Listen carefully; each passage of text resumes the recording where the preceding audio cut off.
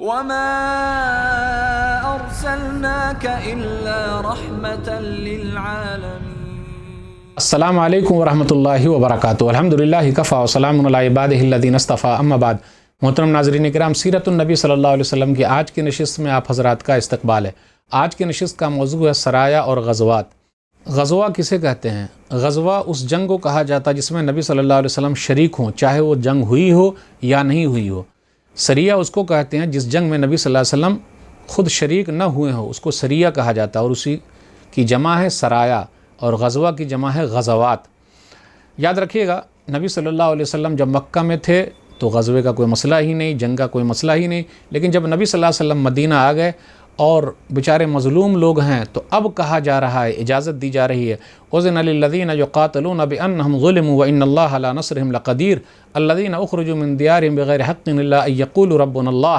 سورہ حج سورہ نمبر 22 آیت نمبر 39 اور 40. جن لوگوں سے جنگ کی جا رہی ہے انہیں بھی جنگ کی اجازت دی جا رہی ہے، کیونکہ وہ مظلوم لوگ ہیں، ان پر ظلم کیا جا رہا ہے، اور بے شک اللہ تعالی مدد کرنے پر قادر ہے.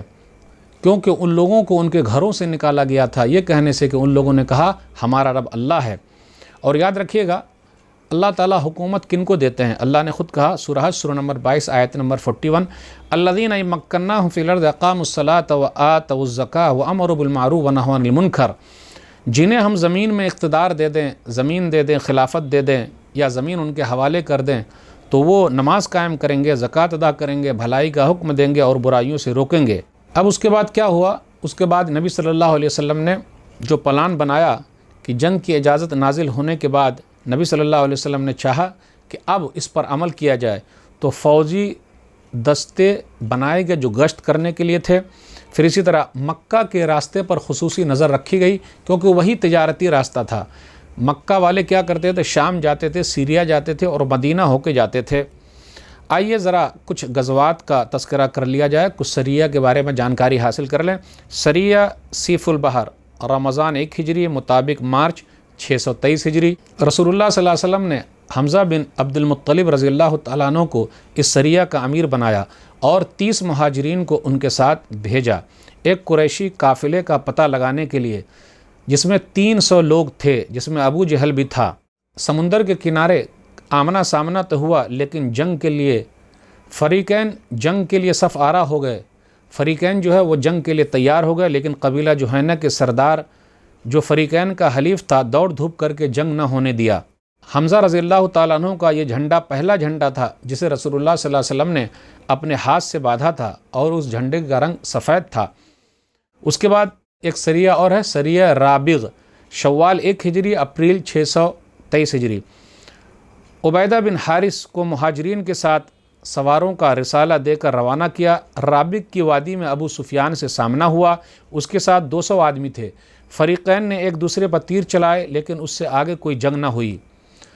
سریہ خرار، ذی قعدہ 1 ہجری مئی 623 عیسوی. اس کے امیر تھے سعد بن وقاص رضی اللہ تعالیٰ عنہ. 20 آدمیوں کو لے کر گئے قریش کے ایک قافلے کا پتہ لگانے کے لیے، اور خرار سے آگے نہ بڑھے. یہ لوگ پیدل روانہ ہوئے، رات کو سفر کرتے رہے اور دن میں چھپتے رہے. 5ویں روز صبح جب خرار پہنچے تو معلوم ہوا کہ قافلہ ایک دن پہلے یہاں سے جا چکا ہے. اس سریہ کا علم جھنڈا بھی سفید تھا، اور مقداد رضی اللہ تعالیٰ عنہ اس جھنڈے کو لیے ہوئے تھے. پھر اسی طریقے سے غزوہ ہے، غزوہ ابوا یا ودان، صفر 2 ہجری اگست 623 عیسوی. 70 مہاجرین کے ساتھ نبی صلی اللہ علیہ وسلم خود شریک ہوئے، تشریف لے گئے. مدینہ میں سعد بن عبادہ رضی اللہ تعالیٰ عنہ کو اپنا قائم مقام بنایا. مہم کا مقصد یہ تھا کہ قریش کے ایک قافلے کے راستے کو روکنا تھا. آپ صلی اللہ علیہ وسلم ودان تک پہنچے، لیکن کوئی معاملہ پیش نہیں آیا.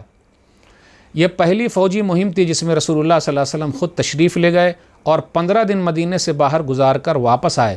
اس مہم کا بھی جو پرچم تھا وہ سفید تھا اور حمزہ رضی اللہ تعالیٰ عنہ کے ہاتھوں میں تھا. غزوہ بوات، ربیع الاول 2 ہجری ستمبر 623 عیسوی. رسول اللہ صلی اللہ علیہ وسلم نے 200 صحابہ کرام کو بھیجا. مقصد یہ تھا کہ ایک قافلے کو روکا جائے جس میں امیہ بن خلف، قریش کے 100 آدمی تھے اور 2500 اونٹ تھے. نبی صلی اللہ علیہ وسلم بھی اس کے اندر ہے اور مقام بوات تک تشریف لے گئے، لیکن کوئی معاملہ پیش نہیں آیا. غزوہ صفوان ربیع الاول 2 ہجری ستمبر 623 عیسوی۔ اس غزوے کی وجہ یہ تھی کہ کرز بن جابر فہری نے مشرکین کی ایک مختصر سی فوج کے ساتھ مدینہ کے چراگاہ پر چھاپا مارا اور کچھ مویشی کو جانور کو لوٹ کر لے گئے۔ رسول اللہ صلی اللہ علیہ وسلم نے 70 صحابہ کے ہمراہ اس کا تعاقب کیا، اس کا پیچھا کیا اور بدر کے اطراف میں واقع وادی صفوان تک تشریف لے گئے، لیکن کرز اور اس کے ساتھیوں کو نہ پا سکے اور کسی ٹکراؤ کے بغیر ہی واپس آ گئے۔ اس غزوے کو لوگ غزوہ بدر اولیٰ بھی کہتے ہیں۔ غزوہ ذی العشیرہ جمادی الاولیٰ یا جمادی الآخرہ 2 ہجری نومبر دسمبر 623 عیسوی۔ اس مہم میں رسول اللہ صلی اللہ علیہ وسلم کے ساتھ 150 یا 200 مہاجرین تھے، لیکن آپ صلی اللہ علیہ وسلم نے کسی کو روانگی پر مجبور نہیں کیا۔ سواری کے لیے 30 اونٹ تھے، لوگ باری باری سوار ہوتے تھے۔ اس کا مقصد یہ تھا قریش کے ایک قافلے کو جو ملک شام جا رہا تھا اس کو روکنا تھا۔ اس قافلے میں قریش کا اچھا خاصا مال تھا۔ آپ صلی اللہ علیہ وسلم اس کی طلب میں اس کو پکڑنے کے لیے ذو العشیرہ تک پہنچے۔ عشیرہ ینبو کے اطراف میں ایک مقام کا نام ہے، لیکن کیا ہوا، آپ صلی اللہ علیہ وسلم کی جانے سے پہلے ہی وہ قافلہ وہاں سے جا چکا تھا۔ یہ وہی قافلہ ہے جسے شام سے واپسی پر نبی صلی اللہ علیہ وسلم نے گرفتار کرنا چاہا تو یہ قافلہ بچ نکلا، لیکن جنگ بدر اسی وجہ سے پیش آ گئی اور جنگ بدر اسی وجہ سے ہوا۔ سریہ نخلہ رجب 2 ہجری جنوری 624 عیسوی۔ رسول اللہ صلی اللہ علیہ وسلم نے عبداللہ بن جہش رضی اللہ تعالیٰ عنہ کو کمانڈر بنا کر 12 مہاجرین کے ساتھ بھیجا۔ ہر 2 آدمیوں کے لیے ایک اونٹ تھا جس پر باری باری دونوں سوار ہوتے تھے۔ البتہ راستے میں سعد بن وقاص اور عتبہ بن غزوان رضی اللہ عنہما کا اونٹ غائب ہو گیا، جس پر یہ دونوں بزرگ باری باری سفر کرتے تھے، اس لیے یہ دونوں پیچھے رہ گئے۔ نخلا گئے، وہاں سے قریش کا ایک قافلہ گزرا جو کشمش، چمڑے اور تجارت کا سامان لیے ہوئے تھا۔ قافلے میں عبداللہ بن مغیرہ کے 2 بیٹے عثمان اور نوفل اور عمرو بن حضرمی اور حکیم بن کیسان بھی تھے۔ مسلمانوں نے باہم مشورہ کیا کہ آخر کیا کریں، چنانچہ ایک شخص نے عمرو بن حضرمی کو 3 مارا اور اس کا کام تمام کر دیا۔ باقی لوگوں نے عثمان اور حکیم کو گرفتار کر لیا، البتہ نوفل جو ہے وہ بھاگ نکلا۔ رسول اللہ صلی اللہ علیہ وسلم نے اس کی اس حرکت پر باز پوچھ فرمائی اور کہا، میں نے تمہیں حرام مہینے میں جنگ کرنے کا حکم نہیں دیا تھا۔ مشرکین نے خوب پروپیگنڈا کیا اور کہا کہ مسلمان اللہ کے حرام کیے ہوئے مہینے میں بھی جنگ کرتے ہیں۔ آخر ایک آیت بغور کیجئے، یسألونک عن الشہر الحرام قتال فیہ قل قتال فیہ کبیر وصد عن سبیل اللہ وکفر بہ والمسجد الحرام واخراج اہلہ منہ اکبر عند اللہ والفتنۃ اکبر من القتل۔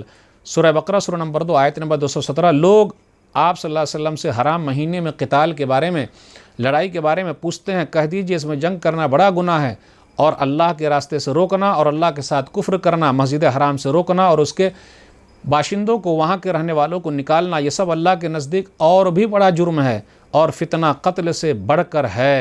رسول اللہ صلی اللہ علیہ وسلم نے دونوں قیدیوں کو آزاد کر دیا اور مقتول کے اولیاء کو اس کا خون بہا ادا کر دیا۔ یہ سب چند غزوات اور سریت جس کا تذکرہ میں نے کیا ہے۔ اب آگے جو ذکر ہونے والا ہے وہ آپ کے سامنے ہے۔ اللہ سے دعا ہے کہ اللہ تعالی ہم لوگوں کو نبی صلی اللہ علیہ وسلم کی سیرت کو پڑھنے، سمجھنے، عمل کرنے اور لوگوں تک پہنچانے کی توفیق دے، آمین۔ والسلام علیکم ورحمۃ اللہ وبرکاتہ۔ وما أرسلناك إلا رحمة للعالمين